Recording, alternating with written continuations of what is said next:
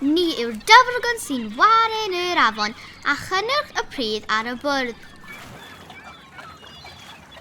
Ni yw'r wen a'r wynebau hen ddynion a'r oelan sy'n hedfan i ffwrdd. Ni yw'r pysgod a'r castell a'r percy i gyd. Ni yw'r plant sydd yn gwarchod dyfodol ein byd.